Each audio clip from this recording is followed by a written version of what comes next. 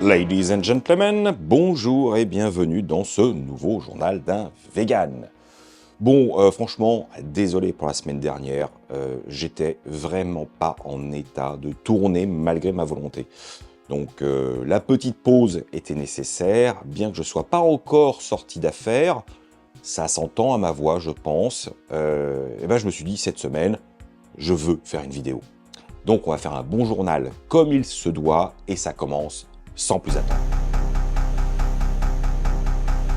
Bon, je ne sais pas ce qui se passe en France en ce moment, et loin de moi l'idée de me plaindre, au contraire, mais j'ai l'impression que les choses bougent, encore une fois, parmi des marques ou des entreprises chez qui on n'attendait pas grand-chose. Et c'est encore le cas avec Léonidas. Oui, oui, je parle bien du célèbre chocolatier belge qui a pignon sur rue, en France aussi depuis, de mon point de vue, quasiment toujours. Il faut savoir que c'est une marque qui existe depuis 110 ans déjà. Donc voilà, ils sont bien installés, il y a du savoir-faire. C'est une référence du ballotin de chocolat qu'on va offrir. On va pas se mentir, généralement quand on ne sait pas quoi offrir à la personne mais qu'on veut quand même faire plaisir, c'est un peu le cadeau facile. Et on parle bien de cadeau parce que c'est pas donné. Bon bref, voilà. Ce genre de petit chocolat fantaisie, fourré, travaillé, ça fait partie des trucs. Mais pas en vegan. Du moins, jusqu'à la semaine dernière, parce que, oh, grande surprise,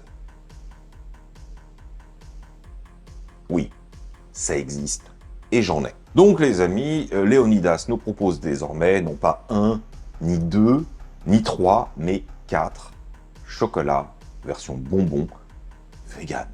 Et c'est bien marqué vegan. Ils assument pleinement. Alors bon, je vais modérer un peu l'enthousiasme parce que sur le papier, je vais vous dire ce que c'est. On a un caramel Guérande, ok, un caramel sur une base de chocolat noir pour les deux, et l'autre qui ressemble un peu à un chocolat au lait, c'est caramel bergamote ou caramel orange. Donc si vous n'aimez pas le caramel, j'entends bien que la nouvelle va être un petit peu comme un effet de soufflet qui redescend. Mais bon, on va dire que c'est qu'un début, c'est un coup d'essai, faut voir si ça prend, si la clientèle est au rendez-vous comme d'habitude. Donc je comprends, je comprends. Ils ont été au plus simple pour tester. Eh oui, ils sont pas complètement fous, ils n'allaient pas refaire toute leur gamme en vegan s'il n'y a pas de demande et si leurs clients habituels commencent à bouder les produits juste parce que c'est marqué vegan, parce qu'on sait que les gens sont comme ça. Donc, pour nous, voyons de quoi il en retourne un peu plus précisément. Allez, voyons ça. Donc, il faut déjà ouvrir la boîte. Allez, voilà. Ok, je m'en suis pas trop mal sorti.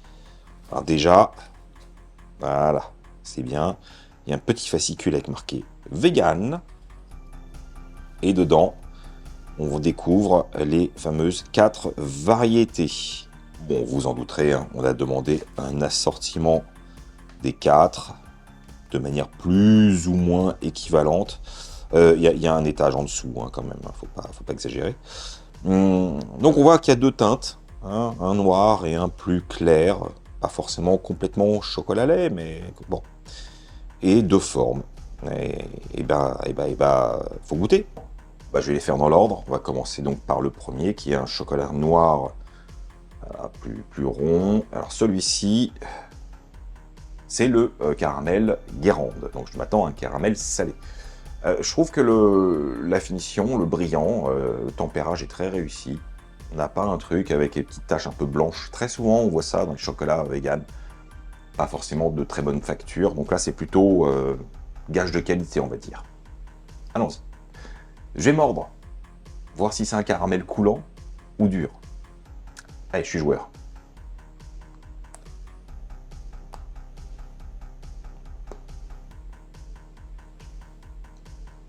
On est juste entre deux. Pas mal du tout. Alors ce caramel, déjà, effectivement, c'est un caramel qui est souple, il est fondant, il a une bonne texture, il se tient, il coule pas, voilà, mais il n'est pas dur non plus. On est vraiment sur un hybride très agréable. C'est un crémeux stable, on va dire. Et ça permet effectivement de en mettre partout et d'avoir vraiment beaucoup de saveur. Le côté sel de Guérande apporte toujours avec le caramel un truc en plus, je trouve. On va voir la comparaison avec le caramel simple. Mais c'est sur le chocolat qu'on va avoir peut-être quelque chose de pas aussi intense que je l'espérais. On est sur un chocolat noir, certes, mais je le trouve assez sucré. Et là, je regarde quand même un petit peu... est-ce que j'en sais un peu plus? Oh là là. Quel pourcentage de cacao c'est pas marqué là-dessus. Il faudra que je regarde sur Internet s'il y a des indications. Donc je ne sais pas quel est le pourcentage, mais on n'est certainement pas sur quelque chose à 75% et plus. On est bien en dessous. Alors c'est bon, hein, j'ai rien à redire. Puis la texture est bien ferme, bien croquante. C'est une belle expérience d'avoir ce contraste d'une coque bien dure, cassante, avec un caramel crémeux, onctueux en bouche. Le second, toujours dans la catégorie noire, on change de forme, et là c'est caramel. Ah, bon, je m'attends à peu près la même expérience, mais sans le sel.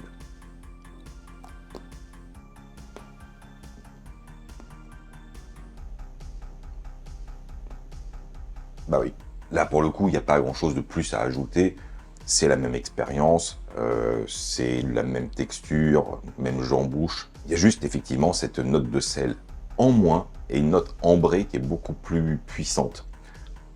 Voilà. Allez, on passe au suivant. Le voyage continue avec ce chocolat, donc là, qui est un peu plus clair. Donc, on est dans la gamme chocolat lait, même si c'est pas marqué. Caramel bergamote. Ah, ça, je demande à voir.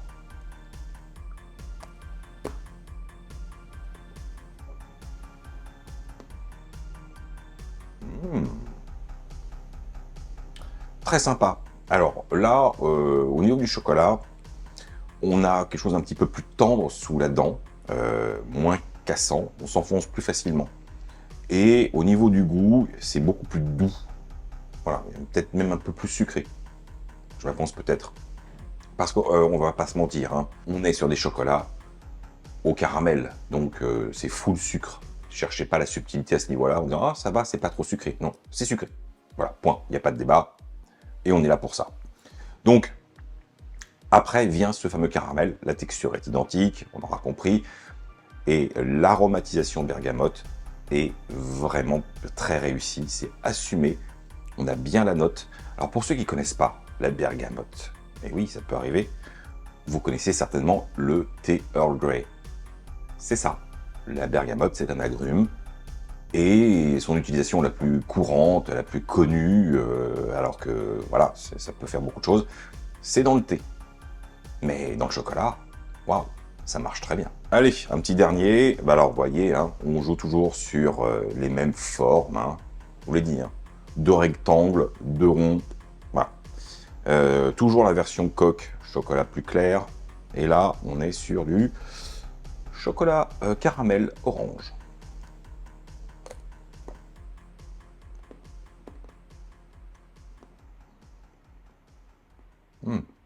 Là aussi, ça fonctionne bien. Comparativement à la bergamote, bah déjà, on n'est pas sur le même agrume et on le ressent bien. Ce que j'ai en bouche me fait beaucoup plus penser à une sorte d'orangette. Vous savez, ces petits morceaux de zeste d'orange qui sont couverts de chocolat. Voilà. J'ai plus ça en bouche, ce côté orange zesté, que la pulpe d'orange. Non, non, on a quelque chose de plus vif. C'est très bon.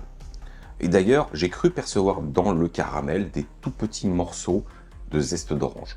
Sous la dent, je me dis, tiens, ça me rappelle quelque chose. Et il y a ce côté, vraiment, quand je dis vif, sur les papilles, on sent ça titille. Donc, c'est plutôt réussi. Alors, conclusion de cette dégustation, parce que là, je vous avoue, 4 chocolats, je pense que ma glycémie est au high level pour la semaine. Ok, je regrette pas l'expérience, c'est bon. Il y a du caractère, il y a de la nuance. Les 4 chocolats sont sur le papier un peu redondant, c'est du chocolat et du caramel, mais le fait qu'il y ait le sel, la bergamote, l'orange ou nature, ça fait que c'est assez différent et qu'on prend plaisir à la dégustation, et après, c'est chacun ses goûts.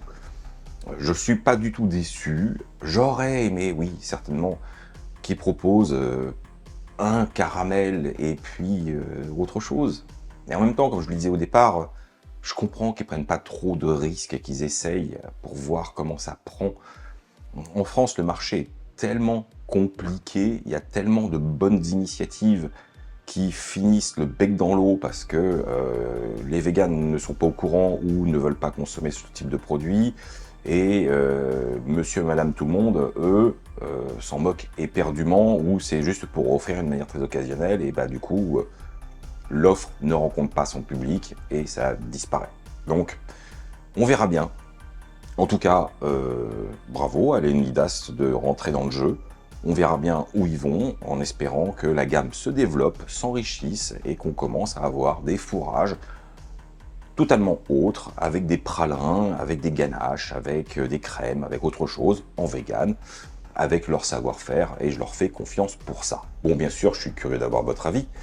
Si vous avez goûté, puisque c'est sorti depuis une bonne semaine, il y a des probabilités que vous ayez testé. En plus, j'en ai même parlé sur Instagram, donc ça a dû éveiller la curiosité. Donc n'hésitez pas à me dire dans les commentaires ce que vous en avez pensé et quel est votre favori.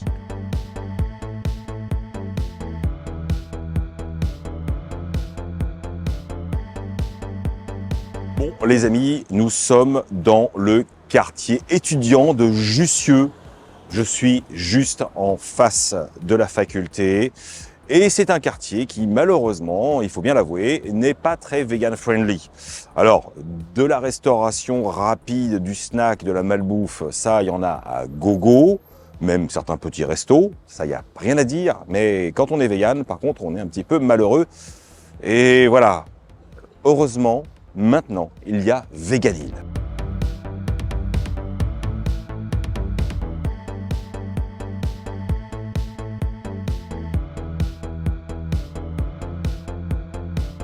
Alors, Veganil, c'est un restaurant qui est ouvert depuis très peu de temps et qui a pour particularité d'être, bien sûr, complètement vegan. Mais alors, dans le jeu de mots, Veganil, vegan et Nil, Nil nous donne l'indication géographique des spécialités, l'Égypte. Alors ça, c'est du jamais vu. Voilà, moi, je reste assez heureux de voir un peu de diversité dans ce monde qui se ressemble. Des spécialités égyptiennes, moi je connais très mal, sauf que il se trouve qu'il y a à peu près 2 ans, je suis tombé sur une information comme quoi le plat national égyptien qui s'appelle le koshari est naturellement 100% vegan. Et je me dis, il faut que je goûte ça dans ma vie. J'ai pas prévu d'aller en Égypte, j'ai essayé de trouver dans des restaurants égyptiens à Paris, rien. Et là, j'ai vu sur une image, une story sur Instagram, le fameux plat tant recherché, et je suis ici pour ça. Alors certes, il y a le koshari, c'est la spécialité de la maison, mais il n'y a pas que ça. Vous allez trouver aussi des choses plus issues de la street food, mais adaptées au goût de la maison, à savoir tacos, burgers, il y en a, parce qu'on est dans un quartier étudiant et qu'il y a de la demande pour ce genre de cuisine, mais c'est toujours avec une petite touche particulière qui correspond à la culture du lieu, donc des notes égyptiennes. Alors c'est marrant, parce que c'est un restaurant sans chichi, mais pour autant, il y a quand même une ambiance, il y a une déco qui est soignée avec des statues d'inspiration antique, des fresques, une lumière tamisée, une petite musique orientale. Voilà, on sait déjà qu'on n'est pas dans n'importe quel lieu et qu'on va pas juste manger un burger. D'ailleurs, il n'y a pas de simili carne, ce sont des burgers à base de falafel. Les tacos, il n'y a pas de viande hachée, mais c'est un écrasé de lentilles. Bref, il y a toute une logique pour essayer d'avoir des produits sains et cette touche, toujours, qui est recherchée pour faire la différence. Alors, tous les plats disponibles sont affichés à l'écran à l'entrée. C'est un écran tactile sur lequel vous allez passer votre commande. Et vous verrez dans les sections des entrées, il y a des choses super intéressantes, comme le creamy foul, qui est une sorte de houmous, mais à base de foule. Et le foule, si vous connaissez pas, c'est une sorte de haricot qui a un goût particulier, et c'est cuisiné avec du cumin, d'autres épices, c'est délicieux. Soyez curieux. Cela dit, le koshari, il faut qu'on en parle. C'est déjà toute une aventure, et si vous n'avez pas un appétit d'ogre, ne prenez pas d'entrée.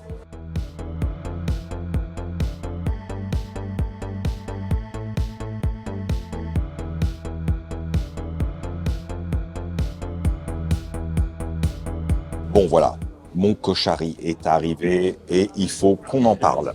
Alors, oui, c'est un plat qui contient du riz, des pâtes, des pois chiches, des lentilles, tout ça dans une sauce à base d'ail et de tomates et recouvert d'oignons frits. Là, sur le papier, c'est spécial. Et c'est ça que j'aime, c'est que c'est spécial. Bon, et avant de commencer, je vais prendre une petite boisson maison. Alors, il y a des boissons très très originales, soit du bissap, ça on connaît maintenant, mais aussi des infusions d'anis ou même une infusion de caroube, ce que j'ai pris, parce que je suis très curieux. Il y a aussi une infusion à base de tamarin. Voilà, ça change des sodas. Allez, voyons ça. Couleur un peu ambrée comme ça. L'odeur est bonne, mais m'évoque rien.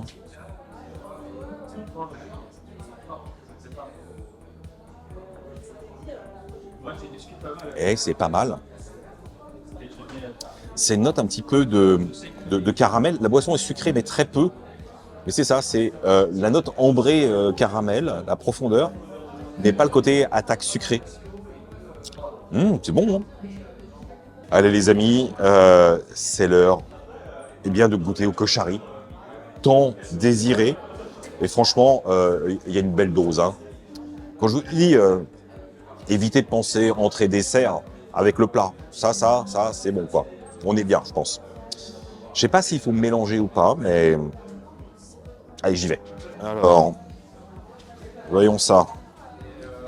Bon, bah comme annoncé, hein, des pois chiches, la sauce avec la tomate, les oignons frits partout, le riz, les nouilles. Alors, c'est des petites pâtes un peu rondes. Ouais, je mélange. C'est parti.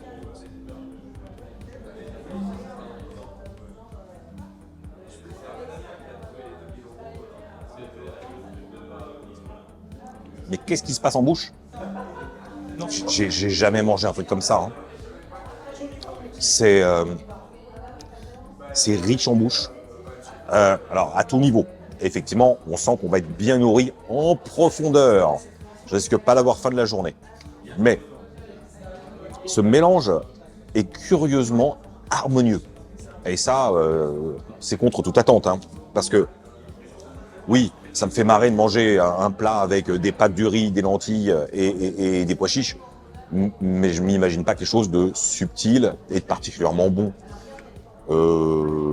La surprise est grande, la surprise est bonne. Il y a un vrai mélange de saveurs. Alors, je pense que tout est concentré dans la sauce et c'est rehaussé par les oignons frits. Alors là, on est sur des oignons frits maison. Et tout est cuit avec une certaine intelligence, je trouve, parce que c'est légèrement, très légèrement surcuit par rapport à ce qu'on connaît. Ce qui permet d'avoir quelque chose en bouche avec un relief, mais pas trop de résistance. Donc, c'est pas fatigant à manger. Que ce soit le riz, les pâtes, les lentilles ou le pois chiche, on sent tout, mais dès qu'on appuie avec les dents, on sent que ça part tout de suite. C'est super intéressant. Ouais, j'avoue que je suis charmé. Hein. En fait, objectivement, c'est super bon. Voilà, tout simplement. Je prends mon pied à manger ce plat avec toute la simplicité qu'il a. Et d'ailleurs, c'est ça. Je vous l'ai dit au début, c'est le plat national égyptien. Rien que ça.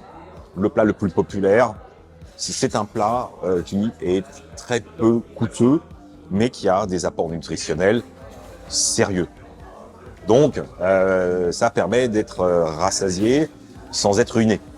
Et pendant que je mange mon plat, je me dis, mais je connais aucun équivalent culturel du koshari. C'est vraiment unique en son genre. Pourtant, les ingrédients nous parlent. Et on pourrait croire même une sorte d'influence italienne entre les pâtes, la sauce avec la tomate, l'ail, les oignons. Voilà, c'est pas complètement incroyable comme idée. Et pourtant, et pourtant. Et ça remonte, les origines de ce plat, à très très loin dans l'histoire égyptienne. Je viens d'aller voir sur Wikipédia. À la base, c'est un plat de petit déjeuner et il n'y avait pas les pâtes, mais il y avait d'autres choses. Mais cette combinaison est assez ancienne. Ah, j'adore manger et me cultiver en même temps. Bon, bien sûr, même si je suis venu pour le koshari, j'en ai profité quand même pour discuter un peu avec le patron sur son concept. Et j'ai découvert, parce qu'il y a un petit aspect fast-food malgré tout, que non, tout est vraiment fait maison avec des produits de saison au plus possible. Et d'ailleurs, c'est une carte qui va évoluer au fil du temps pour proposer des choses parfois éphémères, mais qui correspondent à une saisonnalité avec des bons produits. Donc déjà, je trouve ça tout à fait louable de pouvoir proposer une cuisine peu onéreuse, authentique et à la fois créative, complètement végane, dans un quartier étudiant, où, comme je vous l'ai dit en début de vidéo, c'est plutôt des snacks et du fast-food, pas forcément super quali. Franchement, je suis ravi par cette expérience complètement inédite pour mon palais. Et je viens d'observer un peu les assiettes des gens, parce que le resto est déjà assez plein, c'est l'heure de déjeuner, normal. Les portions sont vraiment généreuses. Sur tout ce que j'ai regardé, là, j'ai dit waouh! Particulièrement la lasagne, ils font une lasagne maison où ils font un remplacement de la viande par des lentilles. Le truc, c'est un paquebot, quoi. C'est énorme. Ben là, je pense qu'on en a pour son argent. Il n'y a rien à redire. Bon, les amis, je pense qu'il est temps de conclure. Je vais pas prendre de dessert parce que, comme je l'ai dit, je suis pas fou. Le koshari est suffisant en lui-même. C'est indéniable. Donc, je vais pas faire le gourmand et tester leur tiramisu. Bon, ok, ça n'a rien d'égyptien. Mais il paraît qu'il est très bon. J'aurais bien testé, mais pas aujourd'hui. Une prochaine fois. En tout cas, je vous recommande chaudement de venir et essayer Veganil, sa cuisine authentique et même les choses plus street food, si ça vous fait envie. Faites-vous plaisir. Je pense que vous ne le regretterez pas. Le rapport qualité-prix est vraiment incroyable. J'ai rien à redire de négatif. C'est authentique, généreux, il y a du goût, il y a tout ce que j'aime. Donc, testez. Ok, bon. Ça va faire 3 semaines maintenant que je suis malade. Bon, rien de grave, hein. Il y a juste une bronchite, tout ce qu'il y a de plus banal. Ça dure un peu, c'est fatigant, mais ça va. Hein. Bref. Cela dit, au-delà de la maladie qui occupe mes journées, rythmées par des quintes de tout, je me faisais la réflexion que depuis que je suis vegan, je suis, entre guillemets, jamais malade. Bon, alors, quand je dis jamais, si, une petite rhinopharyngite par an, changement de saison, et puis ça s'arrête là. Mais sinon, ça fait quand même 18 ans que j'ai pas vu un médecin. Ah, bon, je mets une nuance. J'ai vu 2 fois un médecin en 18 ans. Une fois pour un accident du travail, parce que j'avais besoin d'un certificat médical de reprise, et une autre fois pour la médecine du sport, pour avoir une attestation, pour pouvoir pratiquer du sport. Donc pas 2 cas de maladie, juste de l'administratif, somme toute. Et sinon, non, je ne vois pas de médecin parce que je me porte bien. Alors n'en tirons pas de conclusion, je ne fais que vous faire part d'un témoignage totalement personnel, un constat. C'est juste que moi dans ma vie, la maladie n'est pas quelque chose de courant, voire même c'est inexistant. Et puis quand j'ai un petit bobo, parce que je ne suis pas exempt d'un mal de crâne ou même d'une crise de migraine, parce que je suis quand même migraineux à l'origine, je sais comment me traiter, donc aller voir un médecin n'a pas un grand intérêt, sachant que je suis plutôt axé sur des médecines naturelles, alors pas n'importe quoi non plus, hein, je suis plutôt branché sur les huiles essentielles, mais j'ai rien contre l'allopathie. Hein, quand j'ai mal à la tête, moi l'huile de menthe poivrée ça sert à rien. On part directement sur du paracétamol couplé à la caféine, parce que sinon, autant rester avec son mal de tête et attendre. Ce qui est toujours une très mauvaise idée. Voilà, je veux dire par là, c'est que moi, mon cas, est que en devenant végétalien, mes petits problèmes de santé que j'avais en tant que végétarien de longue date ont tous disparu.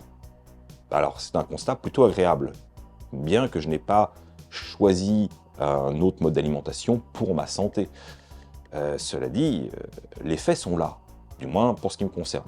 Et forcément, je me pose des questions, parce que autant, même si voilà, je reste très très prudent sur ce genre d'affirmation, je me dis, oui, si on a une alimentation qui est saine, équilibrée, bien réfléchie, où on va éviter tout ce qui vient des aliments transformés, etc., qu'on ne boit pas d'alcool, qu'on évite le sucre, qu'on a un taux de sel très réduit, pas trop de gras, bref, aller à une sorte d'alimentation sans vice, oui, on ne peut qu'aller bien, a priori. Bon, ça c'est une théorie, parce que bon, dans les faits, je n'ai pas ce type d'alimentation. Je mange, je pense, équilibré, mais pas un équilibre sur chaque repas. C'est un équilibre sur l'ensemble. Parce que n'ayons pas peur de le dire, ce que je vous montre généralement dans mes vidéos, ou les produits que je teste, ce n'est pas mon quotidien de chaque repas. Je n'ai rien contre les aliments dits ultra transformés, et encore ultra juste transformés, hein, parce que c'est la mode de dire que tout est ultra transformé alors que c'est juste cuisiné avec des ingrédients et des conservateurs ou des agents de texture, mais bon, il y a des tendances de vocabulaire qui sont très fortes en ce moment à vouloir incriminer tout ce qui est justement simili-carné en disant que c'est ultra transformé. On n'a pas la même définition. Quoi qu'il en soit, ce type de produit que j'apprécie et dont je parle très régulièrement, j'en consomme pas tant que ça. C'est plusieurs fois par semaine, mais pas à tous les repas et pas tous les jours. Idem pour tout ce qui est pâtes, j'adore les pâtes, je pourrais en manger tous les jours, mais finalement j'en mange une fois, voire 2 fois par semaine, pas plus. Et quand je regarde le cœur de mon alimentation, c'est principalement des légumes, un peu de céréales, des légumineuses, et une source de protéines, style protéines de soja texturées, tofu, seitan, tempeh, et voilà. Et beaucoup d'épices, et des sauces, mais finalement très peu de gras. J'essaye toujours d'avoir un équilibre instinctif. Et finalement, sans me prendre la tête, je suis bien, j'ai pas de problème, et je suis, techniquement, en bonne santé. Sauf depuis 3 semaines. Alors la vraie question qui se pose, et c'est une question parce que je n'ai pas de réponse, c'est est-ce qu'il suffit déjà dans un premier temps d'éliminer tous les produits d'origine animale pour aller mieux, pour que la machine fonctionne mieux? C'est un peu ma théorie, parce que c'est comme ça que je ressens les choses. Et j'ai un autre sujet d'expérimentation sous la main qui s'appelle Laura, qui elle aussi est extrêmement, rarement malade. Et quand elle va pas bien, on se soigne de la même manière. Et c'est tout. Elle n'a pas dû voir beaucoup plus de médecins que moi. Donc, je ne sais pas quoi en conclure. Encore une fois, je ne vous affirme rien en vous disant devenez végétalien, ce sera vraiment la meilleure solution pour votre santé. Je ne vous dis pas ne faites pas attention à ce que vous mangez tant que c'est du végétal. Mais c'est comme ça que je le vis aussi, et je me dis bah, tout va bien, tout va bien. Et il ne s'agit pas de tout va bien parce que ça fait 2-3 ans, non. Ça fait 18 ans, donc je pense que s'il y a eu des petits problèmes ou des carences qui se révèlent, ça fait quand même quelques années qu'on aurait vu des signes. Pourtant, tout va bien. Mais d'ailleurs, parlons-en des carences. Parce que ça, c'est toujours la bonne petite plaisanterie pour se moquer des véganes et même des végétariens, en disant « Ah oui, vous devez avoir plein de carences, pas de viande, pas de poisson. » Bon. Rappelons quand même que les pharmacies et même maintenant les supermarchés sont pleins de rayons de vitamines et ce n'est pas pour satisfaire les besoins et couvrir les carences de tous les gens qui ne mangent pas de viande en France ou dans le monde. C'est pour toute la population qui est largement carencée en différentes vitamines, différents minéraux. Manger de la viande n'est pas une solution miracle pour avoir des apports et assimiler ces nutriments. Non, c'est pas si simple. Donc, comme tout le monde, je fais des cures de vitamines de temps en temps. Quand j'en ressens le besoin, il suffit un peu de se renseigner pour sentir que quand on a une petite fatigue, qu'on a un petit truc, lisez les effets secondaires dans certaines carences des vitamines les plus connues. Vous allez voir que généralement ça se traduit par la fatigue, des courbatures ou même des baisses de morale.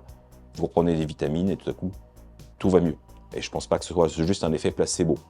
La seule chose que je prends de manière vraiment militaire, quotidiennement, c'est ma vitamine B12. Puisque ça, par contre, il n'y a pas d'échappatoire. Pour tout le reste, je fais au fil de l'eau. J'essaye de choisir des aliments qui sont enrichis. J'essaye d'avoir une alimentation où il y a un bon apport au niveau du fer, par exemple, parce que ça, c'est important. D'avoir des oméga 3 ailleurs. Bref, c'est pas si compliqué. Mais il ne faut pas avoir de honte à se supplémenter quand on en a le besoin ou en cas de doute. Parce que, encore une fois, moi, j'ai la possibilité de cuisiner maison tous les jours, de faire mes courses et de choisir en conscience des produits. Donc, c'est facile, mais je pense à tous ceux qui sont salariés et exténués et qui doivent se contenter de ce qu'ils trouvent sur la pause déjeuner et qui le soir se contentent souvent de choses très simples parce que manque d'énergie, manque d'inspiration, manque de temps. Ouais, bah oui, les carences, elles peuvent arriver assez vite. Mais, encore une fois, je ne pense pas que c'est parce que vous êtes végétalien ou végétarien. C'est juste un rythme de vie qui n'est pas si sain que ça. Mais c'est notre monde. Alors voilà, je le redis, je ne cherche pas à trouver une solution ou apporter la moindre réponse. C'est vraiment un témoignage de mon alimentation et de mon bilan de santé sur toutes ces années. Tout va super bien et j'aimerais vous faire participer. Maintenant, c'est à vous de me dire, si vous le souhaitez, dans les commentaires, comment voyez-vous votre santé depuis que vous avez changé d'alimentation? Avez-vous vu un mieux? Avez-vous découvert des nouveaux problèmes que vous n'aviez pas anticipés? Est-ce que pour certains, ça pose des problèmes? Est-ce que vous arrivez à identifier pourquoi vous avez des problèmes et comment on pourrait effectivement régler le souci? Je vous donne un exemple. Je consomme très peu de fruits. Ah bah oui, je ne suis pas parfait, hein. Je consomme très peu de fruits, donc autant vous dire que mes apports, par exemple en vitamine C naturelle, voilà, à part le jus de citron dans l'eau, c'est un peu maigre. Donc oui, je sais, moi, que je n'ai aucune attirance vers ce qui est fruits. Donc oui, je me supplémente régulièrement avec des cures de vitamine C pour au moins compenser ça. Je le sais. Et du coup, j'ai pas de problème. Mais qu'est-ce qu'il en est pour vous? N'hésitez pas à me dire tout ça. Bon, j'ai eu plusieurs fois l'occasion de vous parler des produits de chez Oatly que j'apprécie particulièrement parce qu'ils ont apporté une réponse technique afin de pouvoir faire des cafés sur une base lactée végétale qui tient la route, qui a une belle mousse, qui donne une certaine neutralité aromatique permettant au café de s'exprimer. Bref, je trouve ça génial. Et puis tous les autres produits Oatly, hors des options barista, je sais les apprécier parce que ce sont des bons laits d'avoine, ou même des bonnes glaces, ou des bonnes crèmes, etc. etc.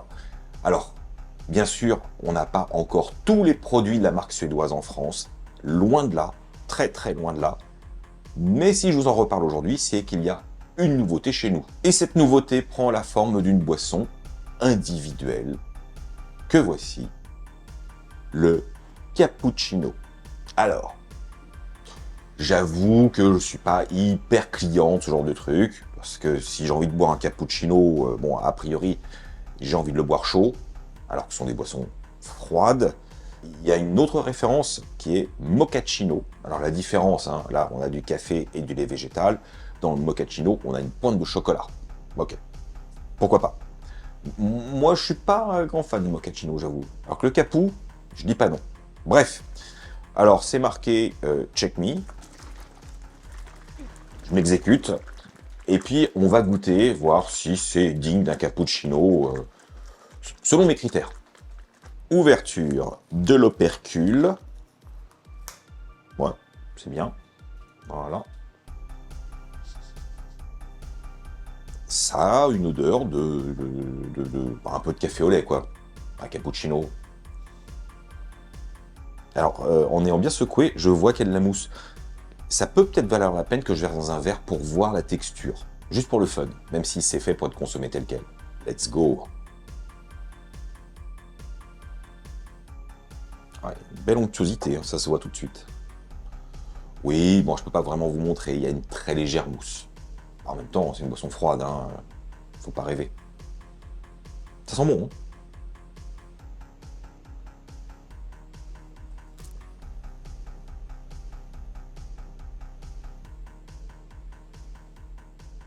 Bah, c'est pas mauvais du tout.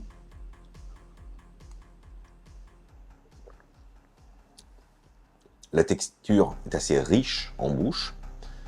On sent bien le goût du café. Alors bon, c'est certainement pas un café très très haut de gamme, mais cela dit, il n'y a pas ce goût de mauvais café. Voilà. Hein. Ça n'a pas un goût de cendrier, ça n'a pas un goût de brûlé, ça n'a pas un goût d'amertume. On a une note plus ambrée, mocha. Et on sent bien le côté avoine derrière, un peu biscuité qui accompagne l'ensemble. La sucrosité est agréable, on n'est pas saturé. Je ne sais pas s'il y a du sucre dedans, j'ai comme vérifié. Ouais, il y a 3,3% de sucre. Voilà. Bon. C'est pas trop, en bouche ça va. Bah ça en fait une petite boisson agréable. Alors bon, effectivement, c'est le genre de choses, je pense qu'on a plutôt dans le réfrigérateur en dépannage. C'est comme toujours, il y a des produits, moi je suis pas client, j'en vois pas trop l'usage, voire même l'intérêt, même s'ils sont bons. Moi si je veux un cappuccino, bah, je me le fais, un vrai. Voilà. Mais je sais qu'on n'a pas tous cette patience ou cette envie. Donc pourquoi pas, en boisson froide. Je pense plus pour l'été. Là, au niveau de l'automne, bon, c'est pas... Enfin, c'est réconfortant en bouche, mais il n'y a pas le côté chaleureux, normal. Donc, je sais pas. En tout cas, c'est agréable, c'est bien fait, c'est bon, c'est équilibré en bouche. Il n'y a pas ce côté un peu fake, il n'y a pas trop de sucre. Bref, j'y vois de belles qualités pour un produit Oatly à la hauteur de leur savoir-faire habituel. Cela dit, pour le moment, j'ai aperçu ces petites briquettes d'Oatly, principalement dans des Franprix, là où il y a les boissons à côté des sandwichs. Donc plus dans un aspect snacking, je vois effectivement où ça a sa place. Maintenant, est-ce que c'est le genre de produit qu'on achète pour garder chez soi? Bah, à vous de me dire. Voilà. C'est pas parce que moi je ne suis pas client que vous, ça vous parle pas. On n'a pas les mêmes habitudes de consommation, ni les mêmes désirs, et c'est ok. Alors très sincèrement, je ne pensais pas un jour évoquer ce sujet sur ma chaîne. On va parler de Love Story. Alors, pas de Love Story directement, mais je profite de l'occasion parce qu'il y a une série qui s'intéresse au côté backstage de la création de l'émission Culte, si j'ose dire, puisque c'est le titre de la série, Culte. Donc, on va suivre sur 6 épisodes l'aventure de la production, du moment où ils ont l'idée d'essayer de faire rentrer en France un programme totalement inédit, inspiré par un programme venu des Pays-Bas. Et bien sûr, il y a plein de choses qu'on ignore, qu'on va découvrir. Et il en découle quoi? Love Story. Alors ça se passe sur Prime Video et c'est sorti il y a quoi, 2 semaines à peine. Bon, a priori, c'est pas vraiment le genre de sujet qui est censé m'intéresser, mais j'ai une confession à vous faire. À la grande époque de Love Story, j'ai regardé avec assiduité l'ensemble de la diffusion. Oui, je fais partie de ces gens.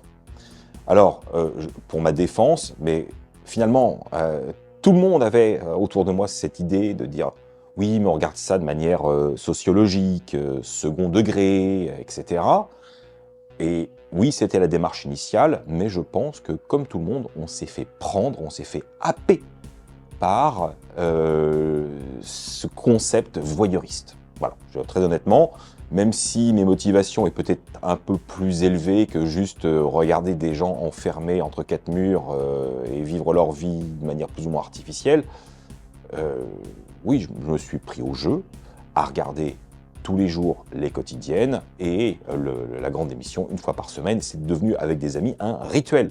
On se réunissait une fois par semaine pour voir la grande émission ensemble. Alors oui, effectivement, on ne regardait pas ça sérieusement, mais on était quand même happés. Donc c'est un peu paradoxal. Bon, forcément, ayant connu la grande époque, j'étais quand même très curieux de voir cette série qui proposait un angle différent. Bon, concrètement, sans rien vous dévoiler, on est sur une série française qui a réussi, avec un sujet pas simple, à faire quelque chose qui est super intéressant, prenant.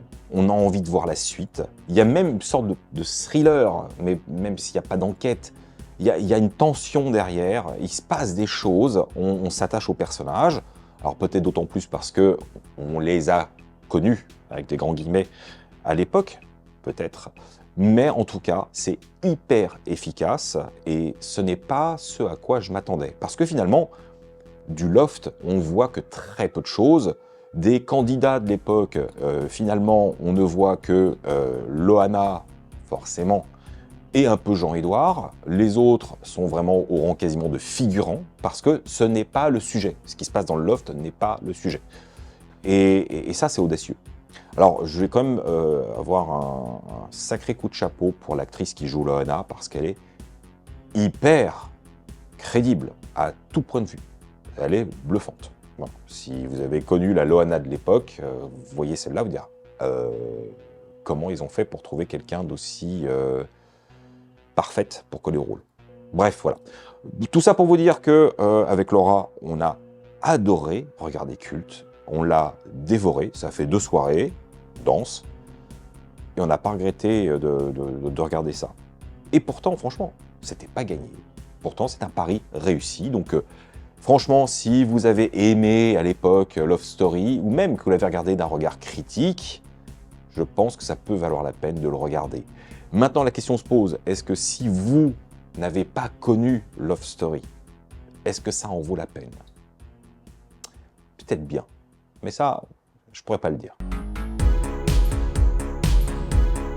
Alors, je ne sais pas si vous vous souvenez, mais il y a quelque temps, je vous avais proposé une sorte de détournement d'un produit de chez Picard, un mélange de légumes, dit légumes pour potage.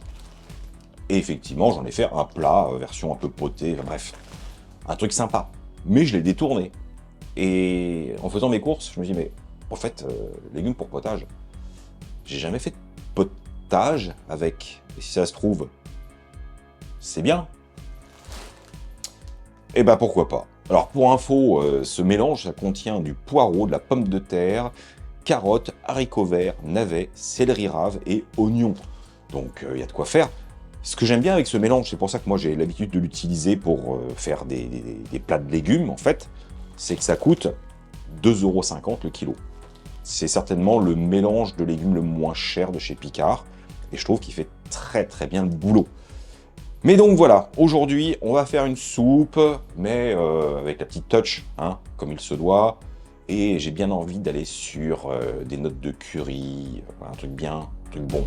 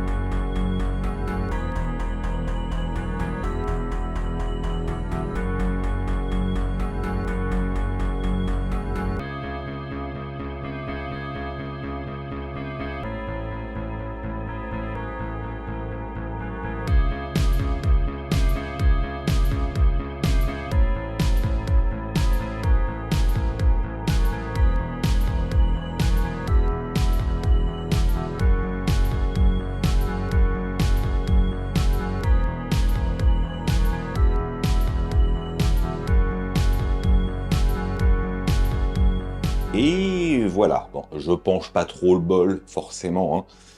On va se nourrir soi-même, pas le sol. C'est mieux.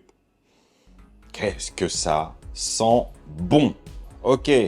Je pense qu'il est temps de goûter. Allez, je mélange un petit peu. Voilà. Oh là là.